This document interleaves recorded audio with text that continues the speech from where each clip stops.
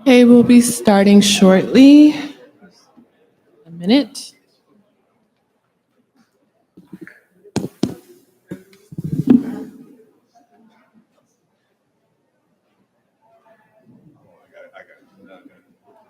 Okay, so the next item on our agenda is witness panel number 3, item number 9, school to prison pipeline.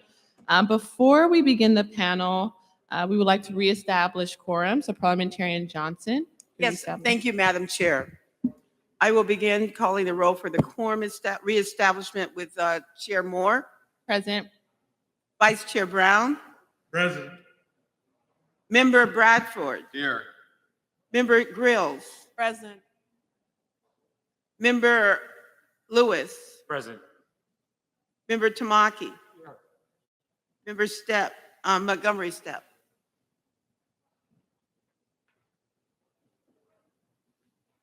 Madam Chair, to establish a quorum, we need 5 of the 9 members. We have 6 members present.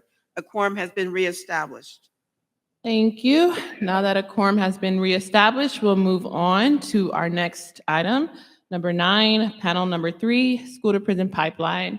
In the interest of time, we have Dr. Pedro Noguera, who's with us remotely, and we'll have Dr. Noguera give their personal testimony, or expert testimony rather. But before they do so, I'd like to introduce Pedro A. Noguera, is this Distinguished Professor of Education at the Graduate School of Education and Information Studies and Faculty Director for the Center for Transformation of Schools at UCLA.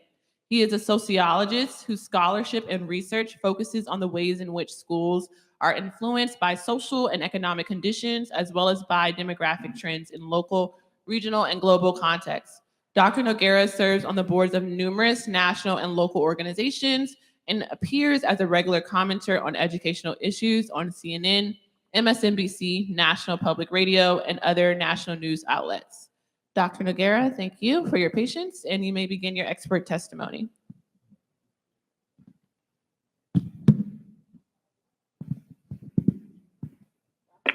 Good afternoon, and thank you. My only regret is that I'm not there in person to deliver these remarks. I do want to start by just clarifying that I am now the Dean of the Rossier School of Education at the University of Southern California. So it's a pleasure to be with you today and to address this important topic of the school to prison pipeline, and to really discuss how this fits into the broader question of reparations for African Americans.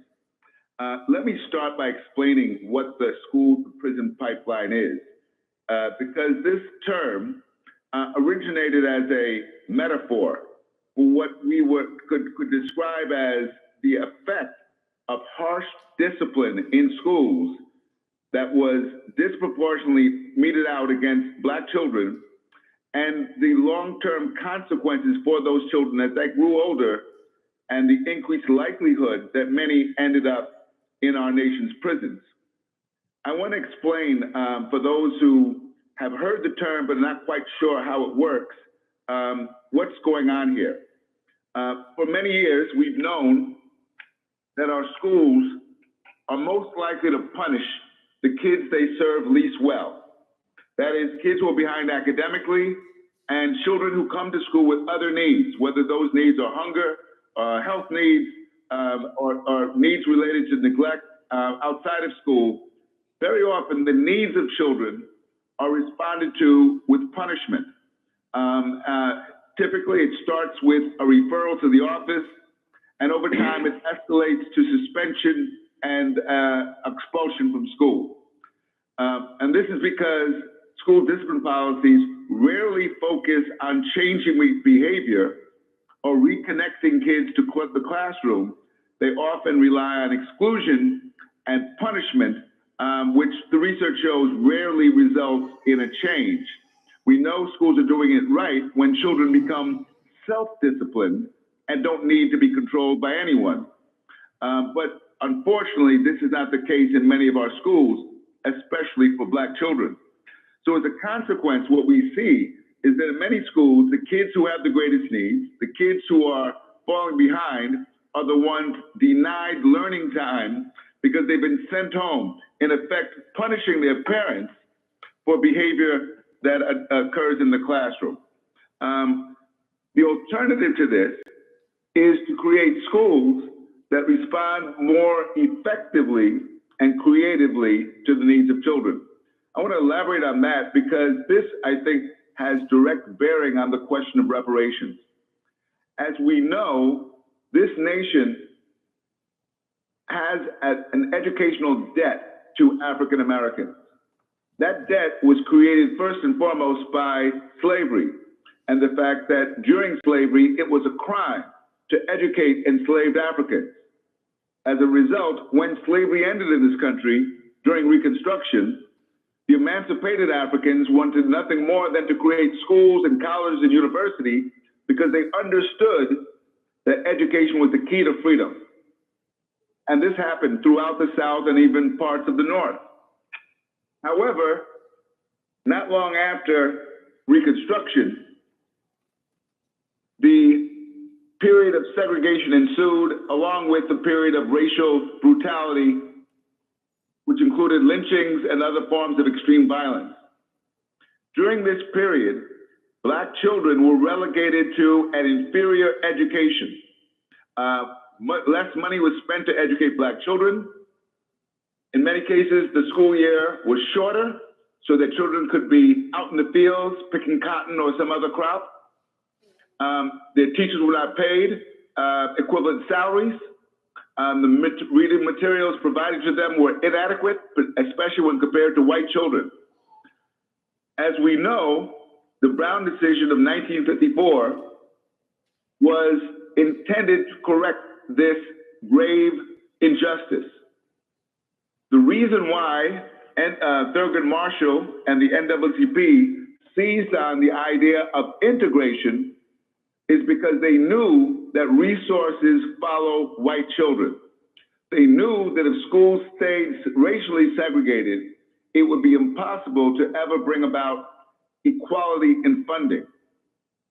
What we now know is that although the Supreme Court voted unanimously for schools to be integrated, throughout the country today, many schools are not only segregated on the basis of race, they're segregated on the basis of socioeconomic status as well. You look no further than schools in Hunters Point to find many examples of this, where despite the fact that this is ostensibly an integrated district, Black children often are isolated in dysfunctional, underperforming schools. This occurs, and this is important for the committee to hear, even when Black people are in leadership. Now we have to understand why. This is a byproduct of what we would call structural racism. Racism that is embedded in our history, in our economy, and in our communities. We did a study, myself and my colleague, Professor Tyrone Howard at UCLA, on the state of Black children in Los Angeles a few years ago. And we were trying to understand why it was that even as the Black population in LA had declined, academic performance for Black children had not improved. What was behind that? What we did was we did a study which not only looked at schools, we looked at what was happening to children outside of schools. And you won't be surprised to find that Black children not only are in schools that are under-resourced, they're in neighborhoods that are environmentally toxic. So they have higher rates of asthma. They have higher rates of homelessness, higher rates of foster care placement, and are more likely to be taught by uncertified teachers. That is, they experience an accumulation of disadvantage. Again, this occurs even in systems where there is Black leadership, because Black leaders by themselves cannot counter the effects of historic racial discrimination. This is why reparations is so important. As part of that study, we also asked the question, are there schools serving Black children that serve them well? We identified the schools in Los Angeles that send the greatest number of Black students to the University of California. And what we found is all of those schools are integrated schools, with the exception of one, King Drew Medical Magnet, located in Watts, which sends more Black students to the University of California each year than any high school in the state of California. You might ask, what makes this possible in Watts? I would say it's because of the enriched learning opportunities these kids have.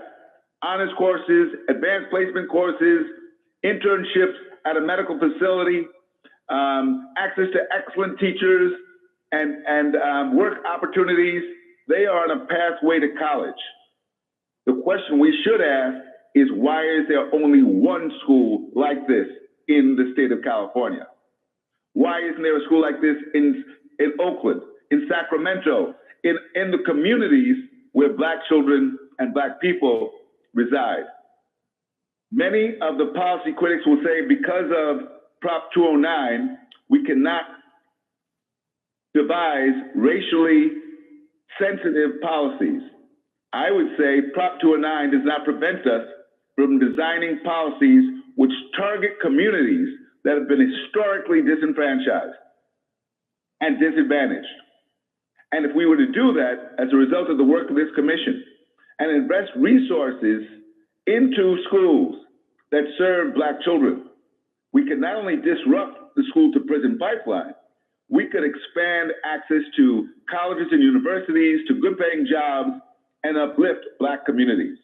We know this because the years during which affirmative action was in effect was a period when many of us, myself included, were able to get college educations, because although affirmative action is not a form of reparations, it did provide a tangible benefit.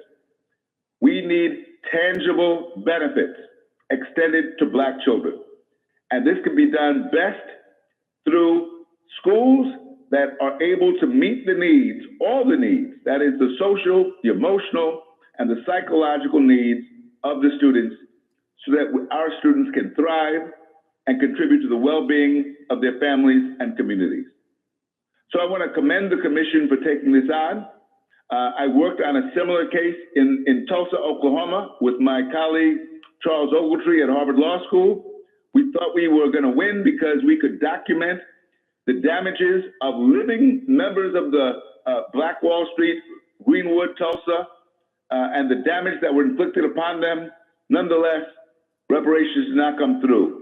I urge the members of this commission to marshal the evidence of damage, historic damage, and show how this has been perpetuated by policy in the state of California and elsewhere, and to make recommendations that make tangible progress in what we can do to alleviate the damage that's been done. Thank you, and I look forward to receiving any questions sent to me via email, or if there's time, I'll be happy to take them. Thank you, Dr. Noguera. At this time, are there any questions or comments for Dr. Noguera? If not, we can email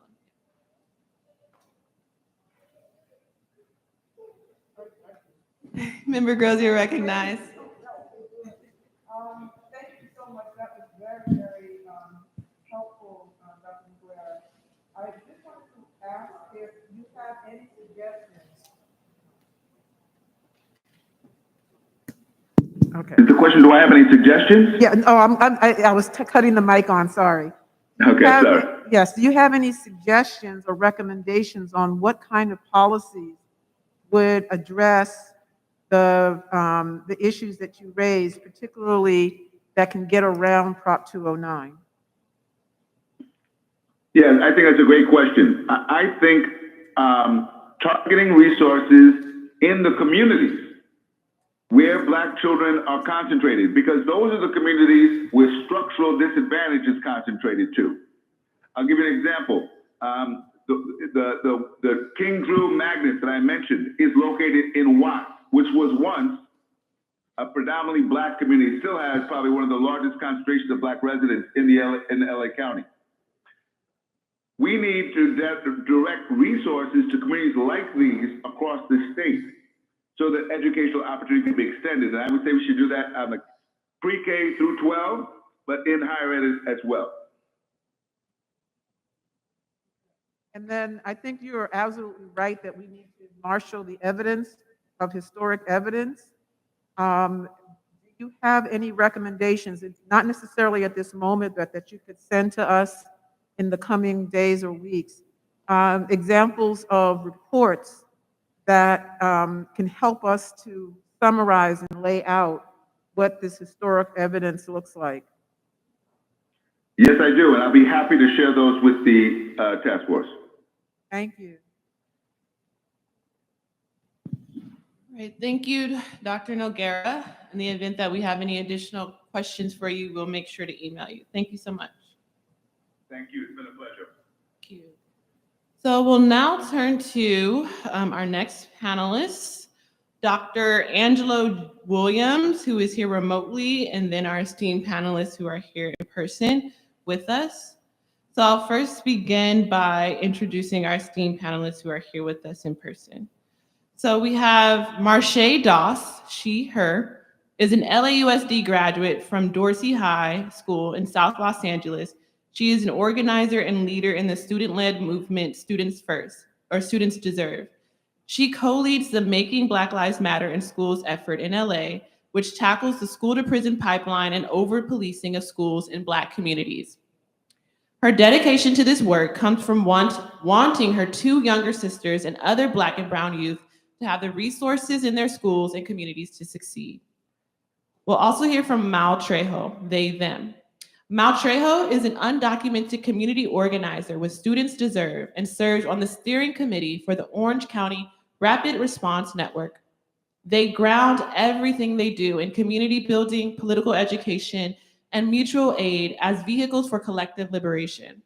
Through their experiences, Mal has organized around labor justice, immigration, youth justice, and police abolition with directly impacted youth and community members.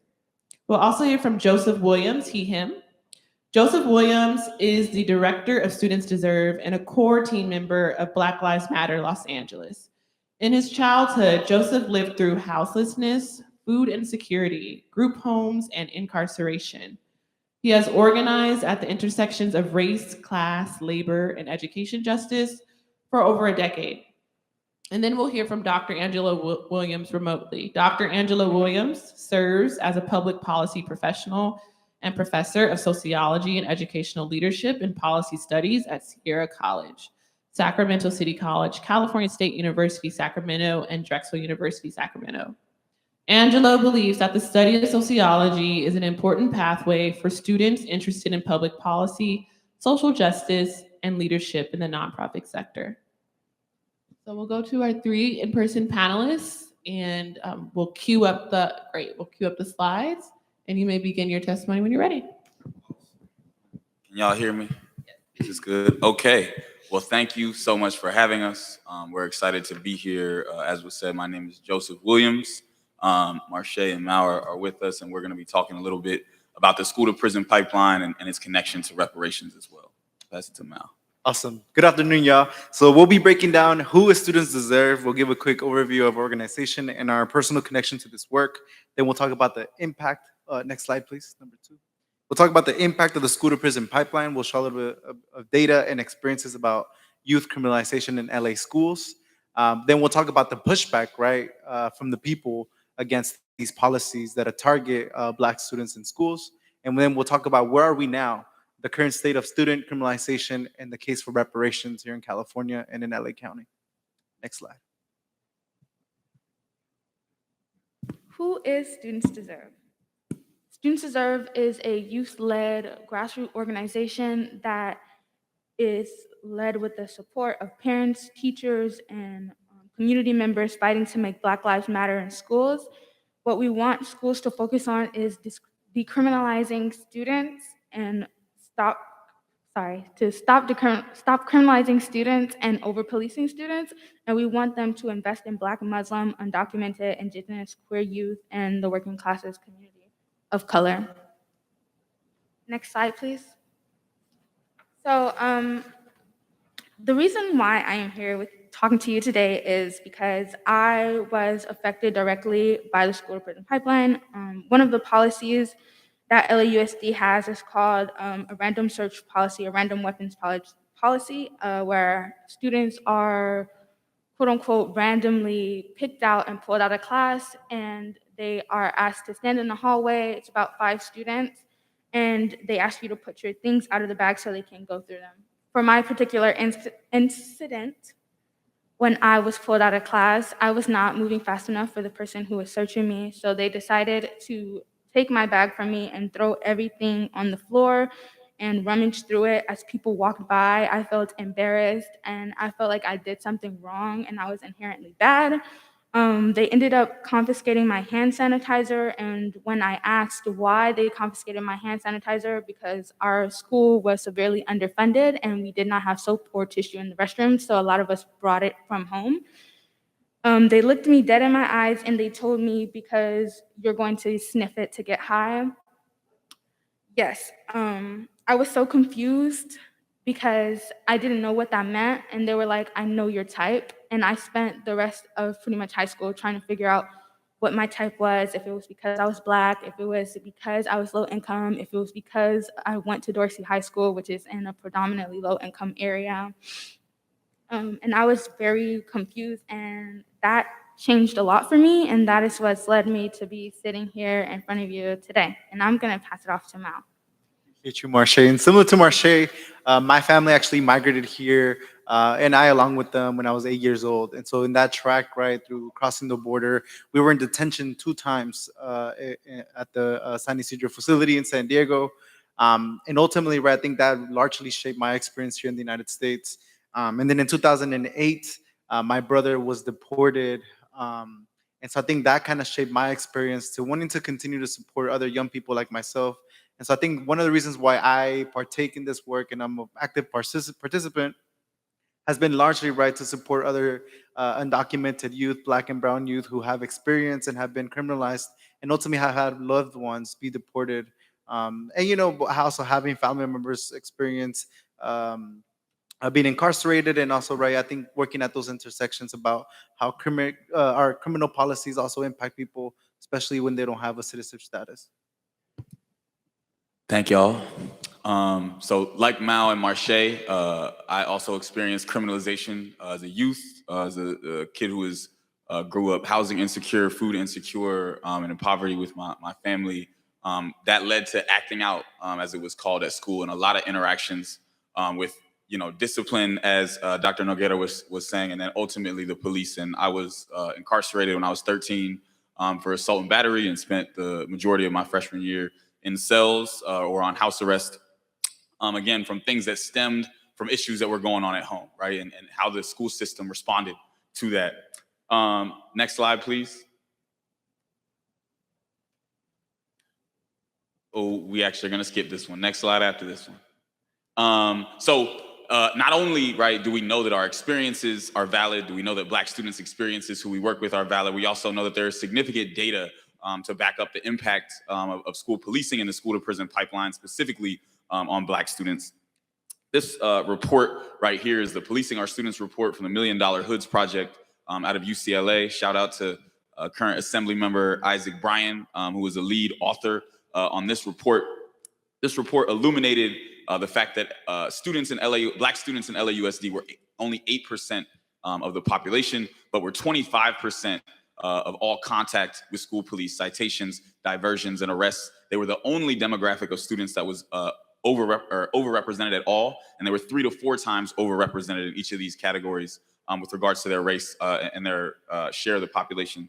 We also know that 1 in 4 of the students who were being arrested in schools were middle school or younger, right? So these are literal children, right? These are not even some of them rise to the level of teenagers, right? Literal children who are being criminalized and policed in schools and pushed out of schools. And then 4 of the top 5 zip codes for school police contact in LA are in South Central, right? Again, some of the same neighborhoods that Dr. Noguera was talking about that have high populations of Black students that already experience high instances of communal trauma, poverty, insecurity, and police violence in the community, and then are also faced with police violence in schools, right? And we know also that California is one of the top states in prisons spending and one of the bottom states in education spending. And we see that, right? And then in 2011, the United States Department of Education actually found that Black students in LAUSD were being denied equal access to education due to disciplinary and other reasons. Next slide. And we also see that even as, enrollment has declined, as Dr. Nogueira talked about as well, that the reliance on policing and the investment on policing has actually increased. As arts programs have been cut, as social emotional supports for students have been cut, policing has continued to be poured millions and millions of dollars into. Next slide. Right, and I think just to add to that too, right, there's so much money that is funneled and invested in criminalizing and policing Black students in particular. In LAUSD, the department funnels $52 million into the LA School Police Department, right? And so we recognize, right, that when so much money is funneled to criminalize and police students, and can lead to deportation of immigrant students and their families. So especially, right, Black students who are undocumented can be further impacted by these policies. And so we see that at the larger scope here in the United States, we oftentimes invisibilize the public discourse that Black immigrants exist in our country and are further, are targeted and criminalized and massively deported at a highest rate. So we've seen, right, in the last year, over 20,000 Black immigrants be deported back to Haiti in massive force. I'll pass it over to Marche. Next slide. Thank you, Mal. In 2020, after the unjust murder of George Floyd, students felt that it was even now more urgent to get police off of campuses. Students decided, along with BLM LA, to create and distribute a survey all across LAUSD. This survey was conducted by students, and the questions were created by students, and they were answered by current students, community members, and alumni. And the really great thing about this is that students created it and they put it out, and in 5 days, over 5,000 people all across all 7 LAUSD board districts were surveyed. So 86% of students and alumni called for a defunding of LA School Police in those results. Another thing that we found is that 88% of current students want school police to be defunded. We also found that 85% of current and former students who had interactions with school police reported them as being negative experiences, such as being followed, questioned, randomly searched, harassed, excessive use of force, and also racial profiled, many of which these experiences we experience outside of school already. Next slide. Another thing our survey results revealed is the systemic racism of LA School Police. We found that Black students are 3 times as likely as white students to report being followed by school police. We found that Black students are 4 times as likely as white students to report being racially profiled by school police. We also found that Black students are 3 times as likely as white students to report experiencing use of force by police. And we also found that Black students are 2 times as likely as white students to report being removed from class by school police. We can clearly see how Black students are disproportionately interacting with police. Next slide, please. Lastly, our survey results revealed some more problematic behaviors and comments from police with student interactions. Our survey findings revealed what young girls and gender nonconforming students have said about LA School Police. So one student said that police made sexually inappropriate comments towards them. Another student said that the police made sexually charged compliments to students. Another student said I was sexually harassed and the school police blamed me entirely. Another student said the school police officer belittled me and made me feel so small, as if reporting my incident was dumb.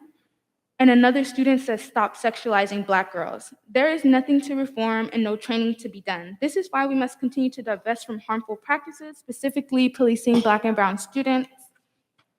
Next slide, please. When we fight, we win, and we know that cops aren't the answers. We know that students need more resources and funding. We know that students need more resources and funding. So here's what we as a community in Los Angeles have been doing to change the school climate on campuses. And here are some of the victories that I was able to participate in, which are number 4, the 2019 We ended the mandatory daily random weapons search, which is something that I talked about in the beginning that I experienced.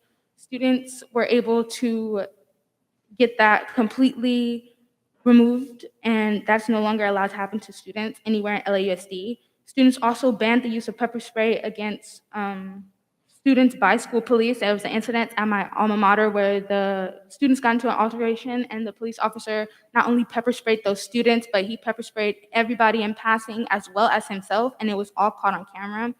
We also won the removal of all LA school police on campuses in 2020. We won a $25 million cut to the LA School Police Department in 2020, and we won the creation and then the expansion of over $100 million of funding for Black Student Achievement Plan in 2021. And the Black Student Achievement Plan will and is giving Black students more access and a better quality education. And since the complete removal of police on LAUSD campus and the amount of funding that is being poured back into Black and brown students, we have seen and heard how much safer and fulfilled students feel. Thank you. Next slide. So like Marche said, and y'all mentioned earlier, Prop 209 and the difficulty of funneling resources towards Black students. And we in LAUSD were able to have a major victory, a historic victory, right? Dedicating resources directly towards Black students. And the initial funds for that came directly from a cut to the school police department, like Marche was saying. So $25 million was cut from the school police department and redirected towards Black student achievement, which the community advocated to define not only as academically, but as holistically meeting Black students' needs, right? And so some of that funding, as you see, went into things like psychiatric social workers, went into things like restorative justice teachers, went into things like pupil services and attendance counselors and academic counselors, community partnership grants so that Black students can have relationships with community-based organizations and mentorships with folks in the community, culturally responsive curriculum, African-American studies courses, professional development for teachers, so many resources, right, that we were able to dedicate towards Black students through divesting from policing and criminalizing our youth, right? And we know that this is still very new. We're still struggling to implement it. And as Marche said earlier, that there have already been huge results and an impact on the climate and culture in schools with some of the highest numbers of Black students in LAUSD. As a matter of fact, last summer we met with Tony Thurman, State Superintendent of Public Instruction, who was very excited about the work going on at LAUSD. I know y'all are probably aware of the statewide Black Student Achievement Task Force that's looking to expand these kind of things across the state. So we do believe that with community pressure, with community-driven campaigns, we can win and achieve victories and resources targeted directly towards Black students. Next slide. We'll skip that. Next slide. So even though we've won this historic victory, even though we have a Black Student Achievement Plan in LAUSD, we know that there are still huge issues. We know that there are still students being criminalized. We know that LAUSD in particular is still spending over $50 million on school police. And so students in LAUSD are continuing to organize, right? Students like Marche and other folks have passed out over 25,000 buttons right now in LAUSD, along with half sheets with info around school police, having conversations with their classmates, with their teachers, with their friends about school police and about reimagining school safety, right? And reimagining the way in which we treat, especially Black students in our schools. And we know that that's necessary, and in California, it's extremely necessary. We should be really aware of this because California is one of the only states, maybe the only state, where school police have actually killed people, right? In 2011, school police killed Raheem Brown in Oakland. It led to the campaign by BOP, which they won in 2020, to fully defund and abolish the Oakland School Police Department. Just 6 or 7 months ago, in September of 2021, a school security officer in Long Beach shot and killed 18-year-old Mona Rodriguez. So our students and our youth are literally under attack, literally facing violence, abuse, and murder at the hands of folks who are supposed to be keeping their schools safe. And we know that it's not just the folks who end up in prison, and it's not just the folks who end up murdered. Opportunities are cut off from resources, are cut off from support, from having a successful future because they're criminalized and seen as dangerous in schools. And we know that children, right, absolutely should not be in cages. And we also know that this current iteration of the Black Freedom Movement is very directly tied to this, right? Trayvon Martin was at his father's house because he was suspended from school when he was murdered by George Zimmerman, right? The push out of Black students from schools has direct impact on our lives, right? And so that's why not only are these school transformation policies, right, the full defunding of school police, the full transformation and reimagining of school safety, not only are those policies so important, but also reparations are so important, right? Because there's so many of our folks who have already been pushed out, who have already been criminalized, who have already been cut off from resources that won't benefit from the Black Student Achievement Plan, that won't get to taste the resources and the support that hopefully we're pushing for the next generation of Black students in LAUSD to have. And so this conversation around reparations is hugely important, especially with regards to how our Black youth have been pushed out, have been criminalized, have been locked out of resources, access, opportunities that so many other youth are pushed into and supported to have access to. Next slide. Lastly, I would like to close us out with this powerful quote by Malia Frazier, an 11th grader, telling us exactly what she as a Black student needs and deserves. As we look towards a future where we can all safely be back on campus, that vision doesn't include police. Black students need counselors, mental health support, and school programming and resources with our futures in mind. Next slide, please. Thank you so much for your time and allowing us to present at the California Reparations Task Force. If you would like to learn more about what we have done and what we do and are continuing to do, please connect with us on social media. Our Instagram is at LA_Students Deserve. Our Twitter is at LA_StudentsDSRB. Our Facebook is LA Students Deserve. And if you have any questions and would like to get involved, please email us. And our email is info@studentsdeserve.org. Thank you.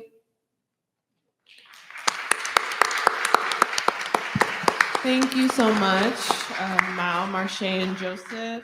Hang tight for questions and comments. We're going to go to Dr. Angelo Williams for his expert testimony, and then we'll get questions and comments for all of you. So Dr. Angelo Williams, thank you for your patience. If you're with us, you can begin your, thank you. You can begin your expert testimony. All right, can you hear me? Yes. Okay. Task Force Chair and members, thank you for the opportunity to address the task force related to the school to prison pipeline. I will submit my comments to the task force for their review. My comments will be brief and related to my career experiences in government, philanthropy, board governance, higher education, leadership, administration, and policy, and as a professor of African American Studies, sociology, and public policy for the past 16 years. You have had some of the top experts on educational curriculum, including Dr. Joyce King and Dr. Noguera, who really have provided the content related to the context of the pipeline. I want to talk about the context. The context is important because no matter what you do in terms of different policies or funding schemes, unintended consequences, as we know in public policy, prevail. I'm going to skip my background, but I will say that the first job I ever had working in the legislature in 1998, on the first day of my job, I was handed a bill focused on the loss of accreditation for Compton Unified School District. When I went over to the chancellor's office, maybe 9 years later, community college chancellor's office, my first assignment was the loss of accreditation of Compton Community College. And I mention that because, first of all, Compton Community College was, in fact, the first, not the only, but the first community college in California history to lose its accreditation. And it was the CLBC, Senator Bradford and his colleagues, as well as Assemblymember Dimely and others that came and really put together a program, not only as it relates to the budget, but also in terms of legislation. And it was the local leadership of Compton Community College President Keith Curry that the college actually has accreditation back. I mention that because no matter what solution is formed, the practitioners at the end of the day, at the policy level and on the ground, must be intimately involved, and they are, in fact, of course, ready, willing, and able to do that. I do need to say something about the historical context because it is April 13th. April 13th is an extremely important date in the history of African Americans. 149 years ago today, April 13th, 1873, was the Colfax Massacre. It occurred in Colfax, Louisiana on Easter Sunday. Simple issues. African Americans who were part of the Republican Party had won an election in 1872, and a white mob came and disenfranchised them, murdered them. One of the reasons why this is so important, because Black control of government and violent reactions by white militia, as well as the inevitable backlash and holding up of those white rights by the Supreme Court, is something that is the signature of the first Reconstruction. We are, in fact, in the third Reconstruction. Manning Marable talks about this idea of a third Reconstruction, noting that the first is obviously coming out of slavery, the second civil rights, and now this third Reconstruction. It is really focused on not only a reorientation for African Americans, but also the nation to Black self-determination. Dr. Noguera talked about this, as well as Dr. King. The reason why I mention this is because the first and most important context is really the reorientation of African Americans related to Black self-determination. No matter what kind, again, of program that is presented, a lot of the work of the Reparations Task Force, from my point of view, should be spent directly with Black people, reorienting them to that history of Black self-determination in the face of white supremacist violence. Contrary to popular belief, African Americans, less than a decade out of slavery, built their own school system before the Freedmen's Bureau established the Freedmen's School. Let me repeat that. Before the Freedmen's Schools were established, Black folk, through the AME Church, through Black Sabbath schools or Saturday Sabbath schools, they created their own educational institutions that then were mimicked and copied by the Freedmen's Bureau. One of the key aspects of dismantling the school to prison pipeline, it has to be Black self-determination. It has to be at the forefront. To reestablish a school system that works for African Americans, we must support independent Black schools and school systems, period. And we must draw the lessons from those independents to inform the larger school system supported by Black tax dollars. Reconstruction taught us, and the Civil Rights Movement taught us, that we must never abandon our institutions. And we must continue to radically challenge institutions supported by our tax dollars with innovations created in our institutions. We must reorient African Americans, all other groups, to Black dominance in education. We built our own schools, and in the South, it was the schools created by the AME, the Sabbath schools and the sharecroppers, with pennies to their name, that not only funded their schools, but also spread the notion of free public schools in America. That was completely anemic to that. Du Bois tells us that, right? That free public schools in the South was a Black idea. One of those key issues in terms of that reorientation is the scholarly work of Dr. James Anderson in the text, The Education of Blacks in the South, 1860-1935. There's some alarmingly interesting highlights, which I'll spare you, but I'll definitely add them to my written testimony. But the key thing that really is important is, in order for us to have a future where there isn't a school to prison pipeline for African Americans, we have to reorient our community towards the fact that African Americans, first of all, established their own school systems, and that those independent school systems can never go away. So this has a lot to do with many of the organizations that you are aware of. Many of you are aware of Fortune School. Many of you are aware of ABEN, right? A Black Education Network. These independent entities are continuing to create all kinds of innovations around African American education, and it must be relied on. These institutions must be relied on to give us a key aspect. So we're in this third Reconstruction, so we have to reorient ourselves to the conflicts, the fruition of those conflicts, and the backlash that will inevitably come related to Black control of state entities or organizations.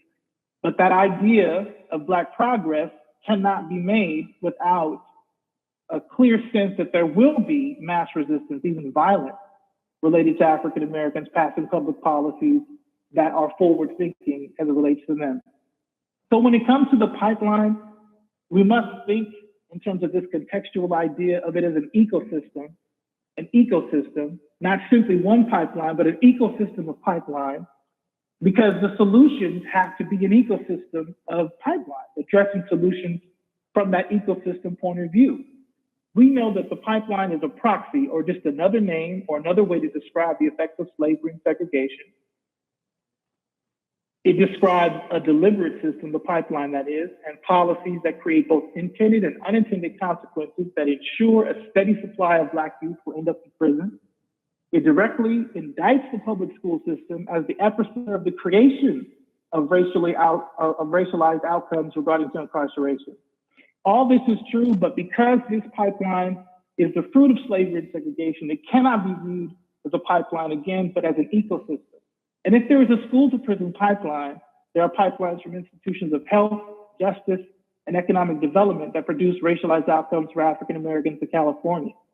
So to interdict the school to prison pipeline, we must go farther upstream to the mouth of the river. For instance, health, where maternal and infant death is higher for African Americans, and to the end of the river, where we leave this earth 20 years before our white counterparts.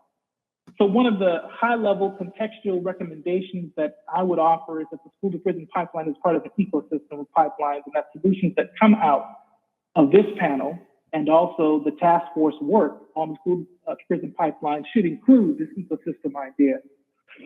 We have to leverage state entities, another recommendation, and public policy to move to all-out equity frameworks, mimicking the language of amendments to local control funding formula requested by Dr. Shirley Weber. This idea that equity is, some appendage is kind of secondary to how we need to think about it. Equity means the least get more until the least have enough. We must mandate that the framework for health, justice, economic development, and education policy includes community colleges, CSUs, and UCs, but it's really built off of a framework of equity. A couple of other suggestions around this larger school to prison pipeline, again, this ecosystem of pipelines, is that we have to not only recognize, but be clear and label homelessness as a Black issue. The push out is not just focused on African American students alone, and also African American students that suffer homelessness are pushed out more. African American students with disabilities are pushed out more. This is an important issue to deal with. We also need, from my point of view, new Black maps. We've got new redistricting maps that again, are put together by a commission. But the common misnomer is that African Americans have left California. They haven't. They've just gone, particularly in California, from Los Angeles County further east.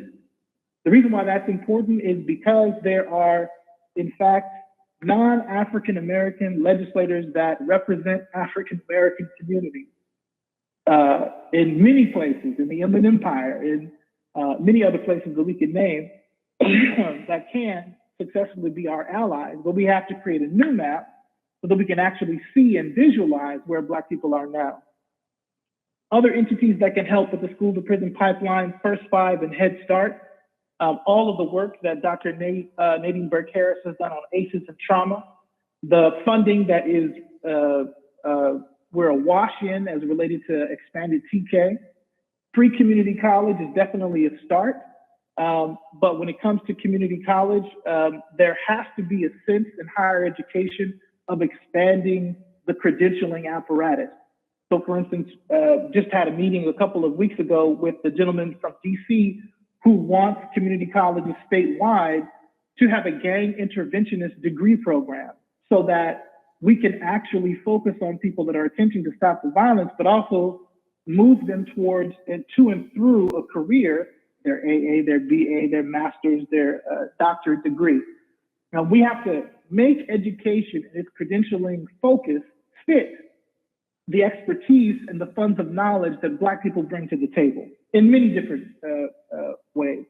Also, another suggestion, we have to case manage through wraparound services, tutoring, and mentoring all K-12 Black students. Again, 6.2 million students. Black students are 5.2%. That's only 309,827 students. We should be able to touch every single one of them without any question. The greatest kind of benefit of having a small population is that we can actually provide services for every single Black student. The same is true for the total population of African American students in college, 153,594.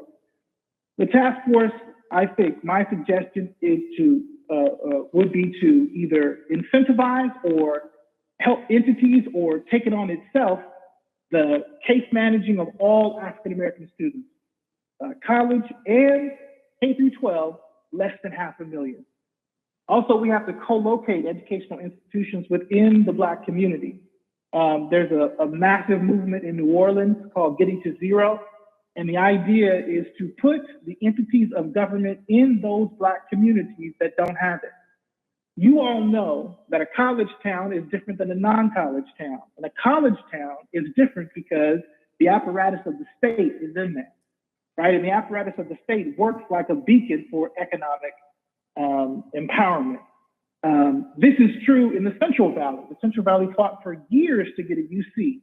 And when they got it, the brain drain that happened in the Central Valley with the Central Valley students going to UCLA or to San Francisco State stopped.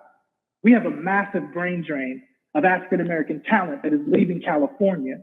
And so we have to work with community college, which are, again, 114 strong, to co-locate inside of Black communities, to create satellite campuses within African American communities.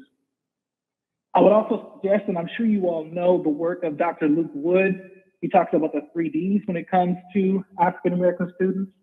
Black children, he says, are going to be perceived with distrust, disregard, and disdain, the 3D effect. This is something that has to be handled because, again, you can create all the programs and fund them fully, but at the end of the day, if we don't have someone working on the basic presentation, how African American students are perceived, that perception will follow them. So that research from Dr. Wood, philanthropic organizations like the Kellogg Foundation, which is led by LaJune Montgomery, an African American woman who in fact has funded a lot of programs, educational programs in California. I think the task force should reach out to her and make her a partner in the reparations conversation. Because it's not just about the dispensing of dollars, it's about creating not only a foundation, but a culture, right, of reparations where all of these institutions are working. That includes Family Foundation. The last thing I'll say with a very specific recommendation is for the task force to address the Black teacher shortage. Obviously, the Superintendent of Public Instruction, Mr. Thurman, is working on that, but there's a Black teacher project. I've been working with several folks on that. It's out of the Bay Area, and I'm sure you all know about it. The reason why the Black Teacher Project is so important is because we don't just have a teacher shortage, we have a Black teacher shortage. And here's the key, and what I'll end on. Looking at all of the literature related to why Black teachers are relevant and necessary, we understand, of course, that the mirroring effect is important. But what the research also shows is the mirroring effect doesn't just work for Black students. It actually has been working for white students for hundreds of years. Same race teachers create an effect, right? Not just the mirroring sensibility, but also the sensibility of familial ties. This is more than important because the reason why we know that this mirroring effect works is because it's worked for hundreds of years for white students. So shouldn't it work for African American students?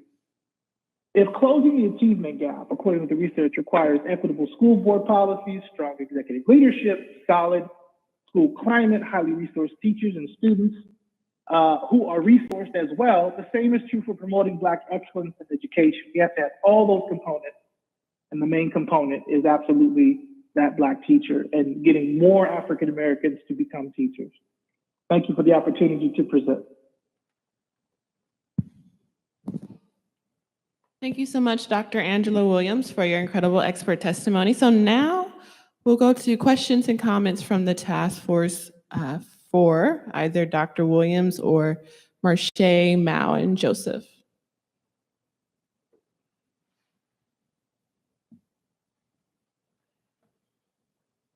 Here I go again. So I have actually a question for each. I'll start with our student panel, our community organizing and student panel.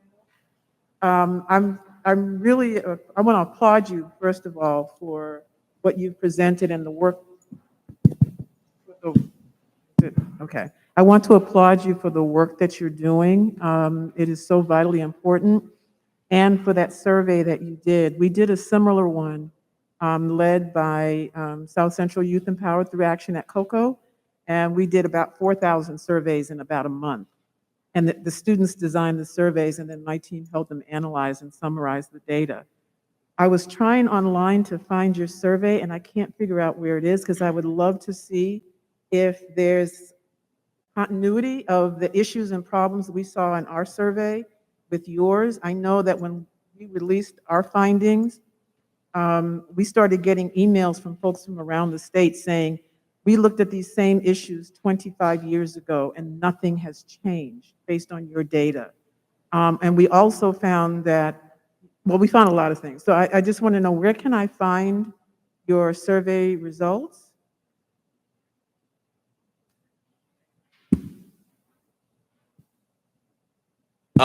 Great question. So we published originally those survey results on our social media only. So we are also an organization of 3 full-time staff members. So we're pretty small. But that survey data was also included. There have been a number of reports that it's been included in, along with the survey that COCO and I think other BSS youth also participated in under Dr. David Turner. In a report by Amir Whitaker from ACLU SoCal that they just did around campaigns around the state. Because we also, we mentioned the one in Oakland. There have been a number in Pomona and Long Beach and the Antelope Valley. There have been a number of, especially youth-led, but a number of campaigns around the state pushing to get cops out of schools and to invest in trauma-informed care. So I can't remember the exact name of the report, but I know the results were included in a recent report by Amir Whitaker with ACLU SoCal. Okay, so would someone from your team be able to email that to us? That would be really helpful. Because in some respects, your survey could serve as baseline data for the reparations task force in terms of any recommendations that actually come to fruition. We can then measure whether or not there's been change, looking at some of the findings and using some of the same survey items that you did. But that could be really helpful. Thank you so much. Definitely can send that over. And then my question for Dr. Williams, thank you. I'm really tired now. And you may not know the answer to this, Dr. Williams, but thank you for your presentation. I would love to know if you had any thoughts on the local control funding formula and what some people see as its shortcomings, particularly as it relates to Black students.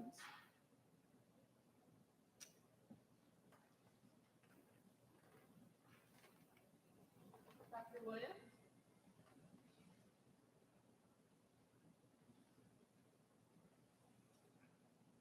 Dr. Williams?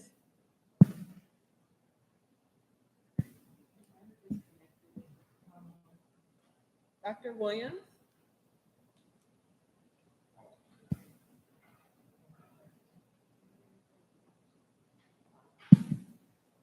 I disconnected. I saw you shaking your head, Williams. Do you have any thoughts on the funding formula? I'm sorry. Could you I say said, I saw your head shaking, nodding when I was talking about the local control funding formula. Did you have any thoughts on that?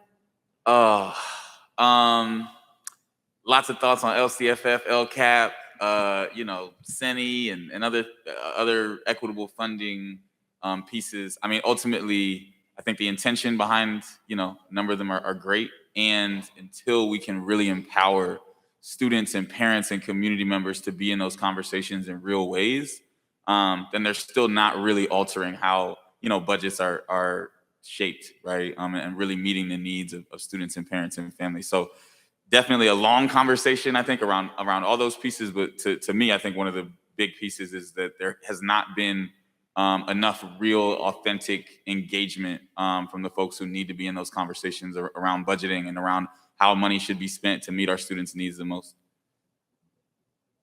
If I may add, that was a piece of legislation that I voted on a number of years ago, and I think Dr. Weber was the author of that, or definitely she was one of the joint authors on that piece of legislation. But we are re-examining that because it hasn't met the goals and objectives that we set out for to empower local schools to be able to have the resources to do the type of programs that they want. So I think it's a bill going through the legislature right now, trying to re-examine it and see how we can improve on LCFF, because it has fallen short of the intended goals of what we had, I believe. I don't know, was it 6 years ago when we passed that or whatever? So looking at that, you mentioned earlier about Mr. Bryan's bill. If I may, No, go ahead.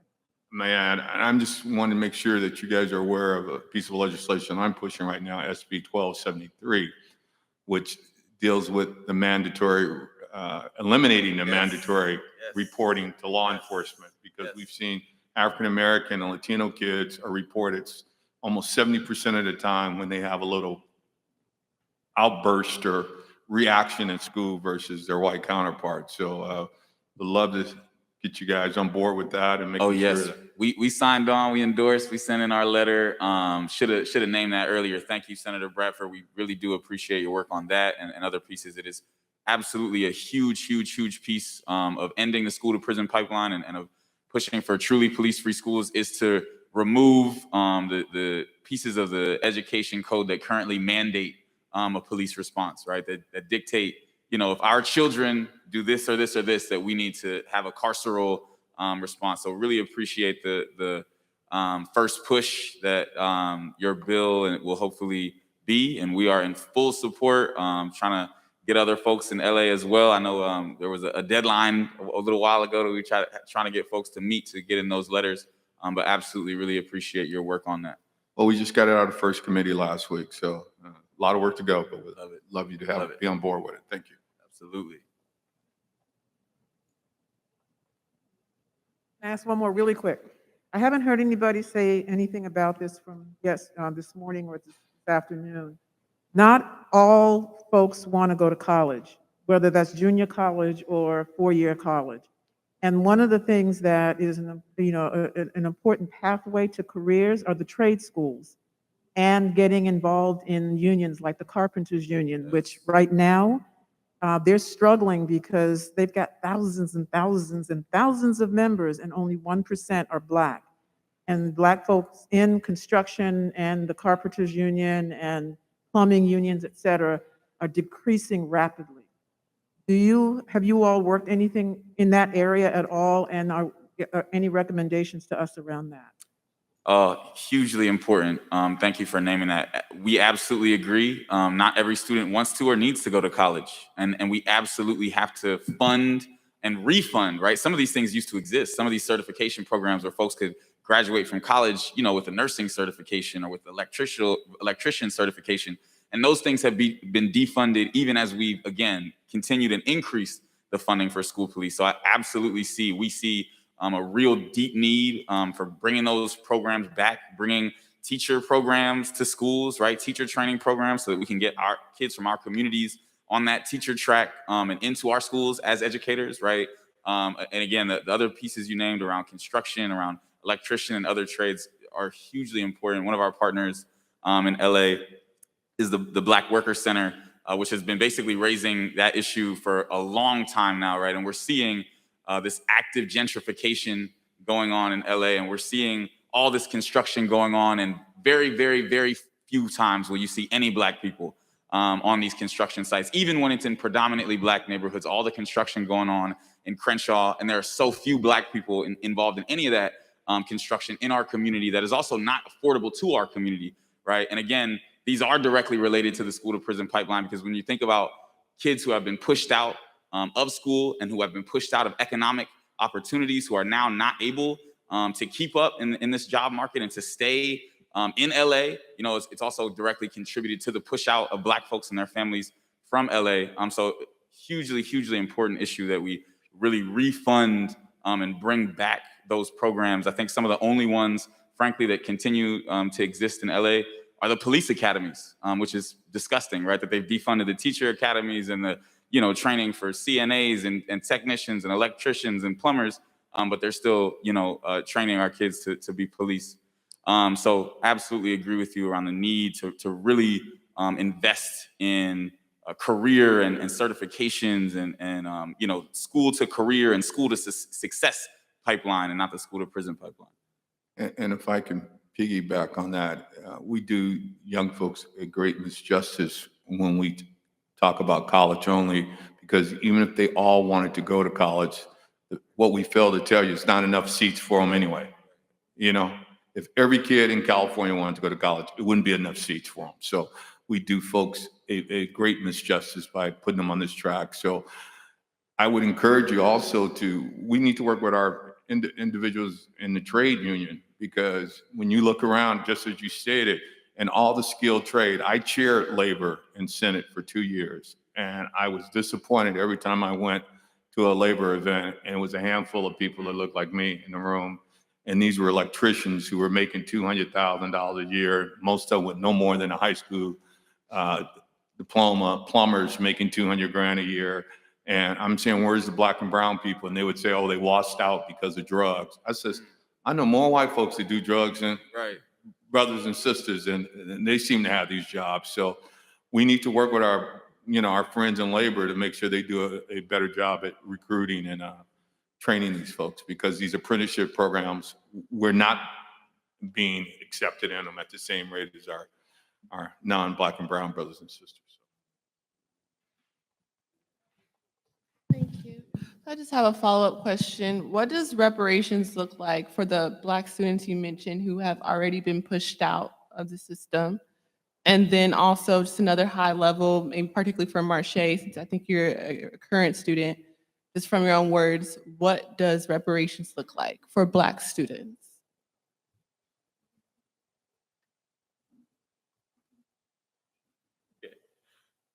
And for your first question, what does reparations look like for folks who have already been pushed out, for folks who are no longer in schools?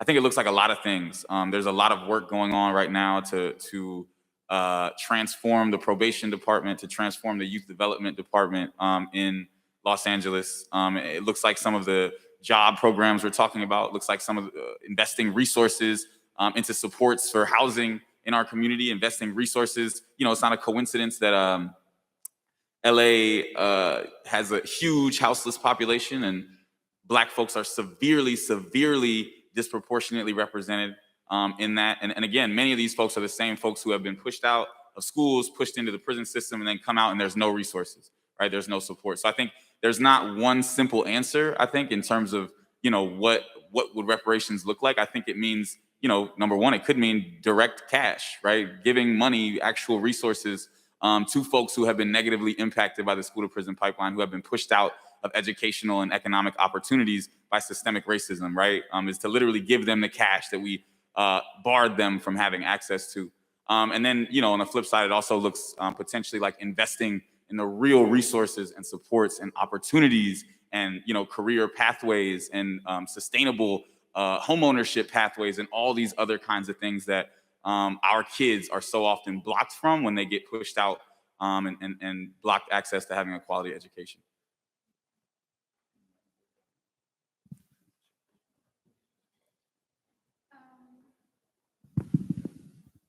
Okay. I am not a current student anymore. I know, but I just, anyway. Reparations, or what I would envision reparations to look like, is definitely unlimited support for Black and brown students in all ways, whether that be with community gardens or health treks that come, having a safe space that is specifically for Black students to vent and express how they feel about being like outside of their community and how they're being treated inside. I think reparations for Black students also just looks like a place to heal, like joy, a place to just be and express Black joy, Black and brown joy. I feel like so often times, especially as we've been sitting here listening to all of the disadvantages and things that Black and brown people have to go through on a daily basis, it would be more than great if we could have a place that is centered specifically for students, Black students, to express themselves and to be happy.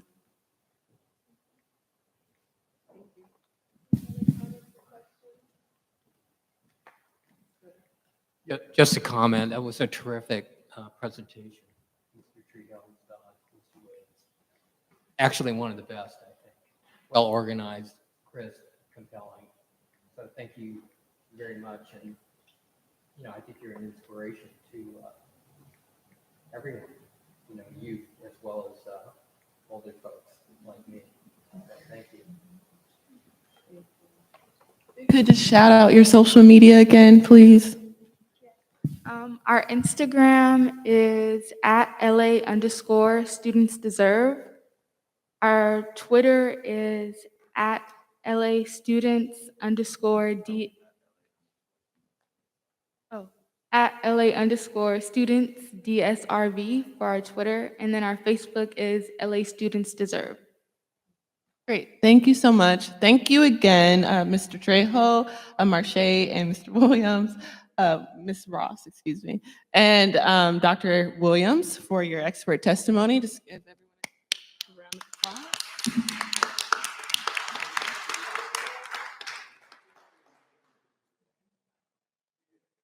Okay, thank you. So we'll now move on to the next item on our agenda, which is potential action item subpoena update from members Tamaki.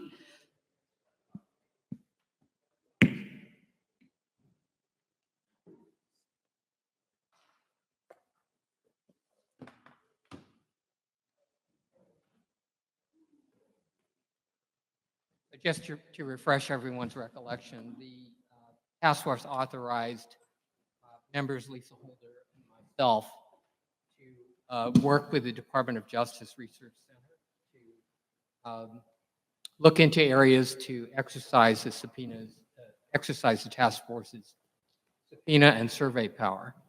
And after researching a number of different areas, one of the most susceptible areas we felt was to get and compel the disclosure of data from 58 district attorney offices, as well as courts in 58 counties, with respect to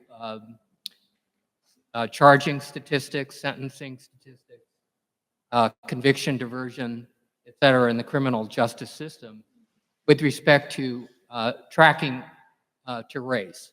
And the issue here is very consistent with this school to prison pipeline, the extent to which Black students, Black young people in particular, are being criminalized at a greater rate for the same offenses than other groups, and whites in particular. And so after working with, enlisted the ACLU as a consultant to help assist us, and the state public defender, and then working with the research center. The survey was constructed, and that was submitted in a back and forth between the research center and Lisa Holder and myself. And on April 1st, the research center turned around its, I believe, its second or third draft. We produced a counter draft on April 8th. It's now with the research center to revise and update. So we expect that the survey will actually go out, I believe, on around April 22nd is the target date. So we're following the schedule, and we are on track for that. The idea is once the data comes back, and it may come back, some of that where 58 district attorneys, some of them may not be tracking any racial data whatsoever. The question then becomes why? Because without that data tracked by race, it's literally impossible to determine, racial bias in the system. And the survey was prompted by the 2021 Racial Justice Act, which gives defendants the ability to charge that their sentences or their convictions were the result of racism and bias within the system. You can't, it's a right without a remedy unless we can show from the data that bias is occurring. So this is the first step in, I'll call it the bucket of guarantees of non-repetition and ceasing the harm in terms of what the task force is looking at. So that's the short of it. We're expecting the survey to go out sometime April 22nd, and the task force has already pre-authorized member Lisa Holder to finally approve and instruct the Department of Justice to issue the survey. Is there any questions from members?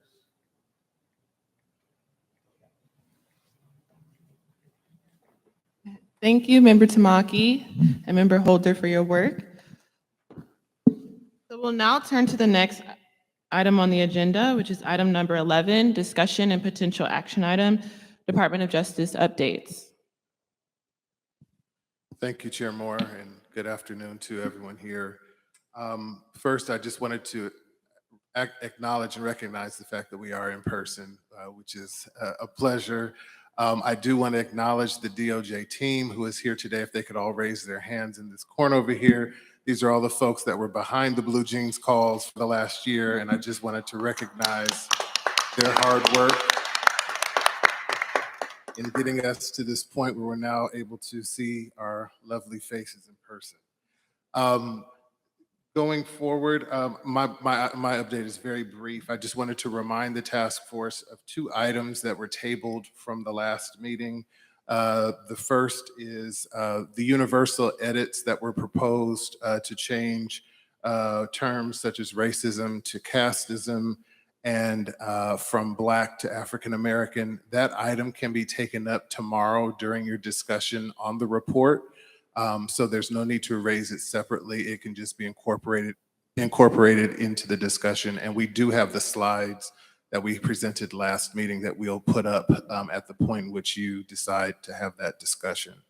And then in unfinished business tomorrow, should you choose to revisit the issue of witness confirmation, we kind of ended because it was late in the last meeting. So if you choose to revisit that discussion again, that would be the appropriate time to do so. And last, I just wanted to turn the mic over to our parliamentarian, Dorethia Johnson, who wanted to briefly share some information about some procedural motions that kind of were implicated in the last meeting, just so that the task force members have clarity on moving forward. Thank you. Members of the task force, in the last several meetings, there are a couple of issues that have come up in terms of procedure. And I wanted to make sure that to kind of remind you of some of the facts that we want to take into consideration. Parliamentary rules are in procedure are to ensure, or hopefully to ensure, that things are done in an orderly way, and to make sure that because we are a public agency, the task force is created and has to comply with the Bagley-Keene Act. So in doing so, we want to make sure that we stay within the confines of the parliamentary rules and the Bagley-Keene Act. One of the things that we want to do is make sure that that the task force stays on task, and to ensure that the chair is there to facilitate the meetings. She does not make motions, does not second motions, but she does entertain motions.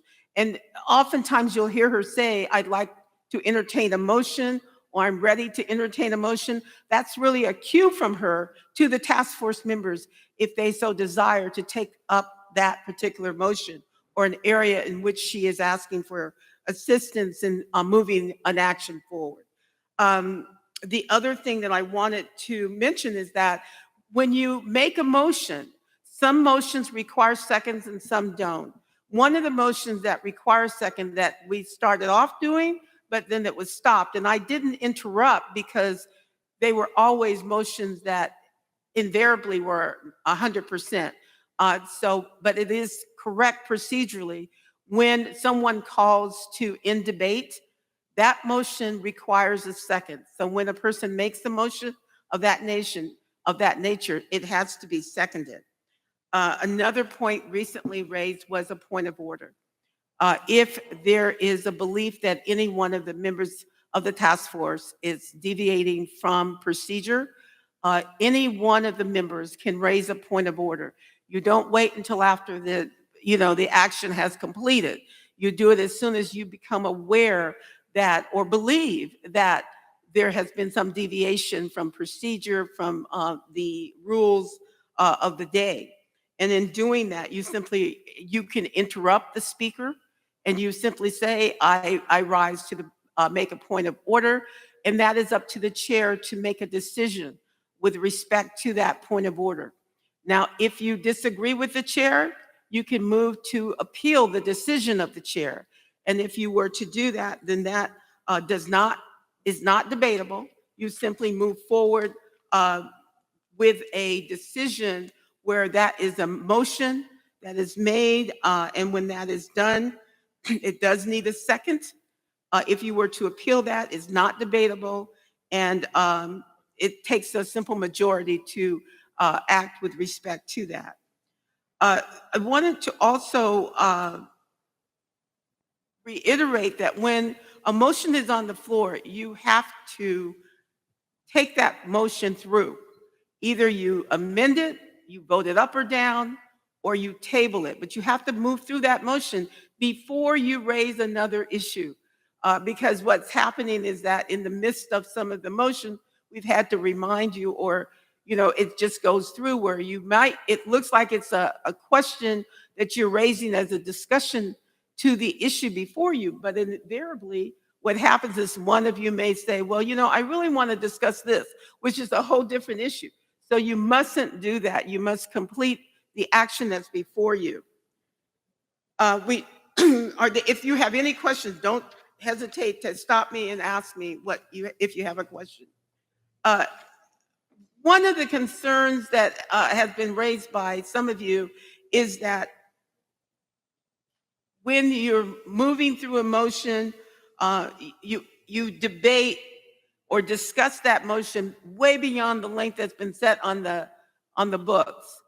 Now, because I've heard Madam Chair say on more than one occasion, I'm cognizant of the time. We want to stay on course. But if you go beyond the stated time, you're not going to stay on course in terms of the time. You've already exceeded the time, which is fine if that's the will of everybody. So when that happens, you need to move to extend the time. And you can extend the time for a certain period. I want to extend the time for 10 minutes, for 15 minutes, whatever it is, based on what is going on in the House. If if that issue requires additional time, it's well worth it in your minds, then make the motion to do that.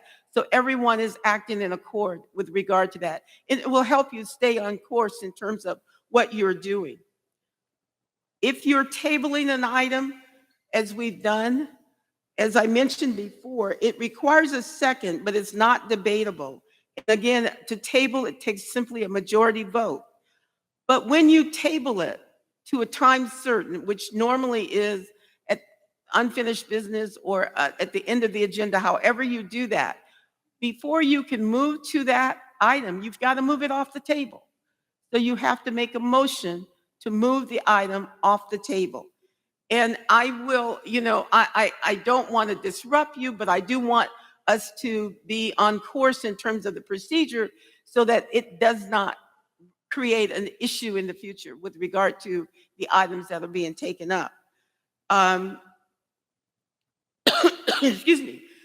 When you table a motion or table an item on the agenda to unfinished business, the importance is that when we get to unfinished business, Madam Chair needs to identify in order in which they were tabled, so that you are first, if it's a item that's been moved off the table, then when she gets to that item, she's going to say, in unfinished business, we have the following matters to take up. And then she's going to clearly state what they are. That will prevent items from being missed when you finish. And so that's going to help in the long run, because you cannot, in unfinished business or when you complete the agenda, continue. If meeting's been adjourned, there's nothing else left.